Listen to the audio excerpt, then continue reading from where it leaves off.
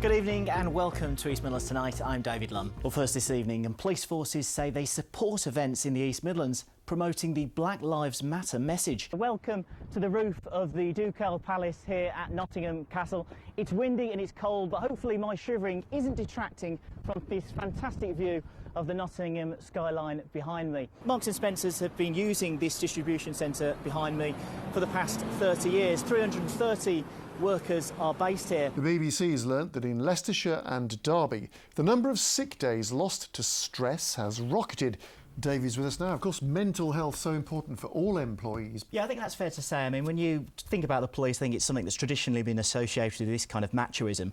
But the reality is that this is something that we need to deal with, you know, for everyone. It's the kind of thing that will benefit the individual force, the officer, the taxpayer. Hi, David. Hi, Sherilyn. Hi, David. How are you? Yeah, good. Nice to see you back open.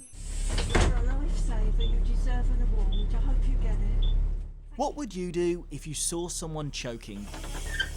When it happened on Mark's bus, he acted on instinct. Well, Quentin, we're used to seeing East Midlands Airport nice and busy, but when was the last time you saw this passenger terminal looking like this?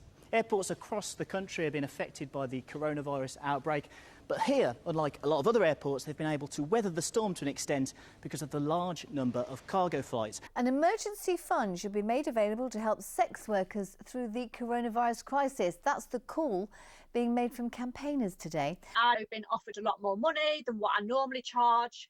As you can imagine, police are used to picking up some unusual things, but it's not often they need to pick up a penguin.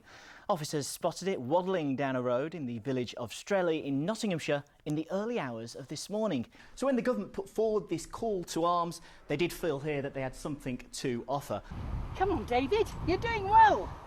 First time, you're doing really beautifully. Thanks, Robin. In this case, though, it seems like you're trying to make an example out of this 19-year-old. Is that fair, do you think, in this instance?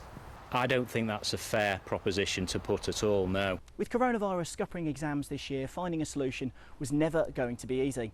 This is the generation that will always be associated with the pandemic. Right, it's that part of the show where we talk about the latest impending storm. Here's Anna.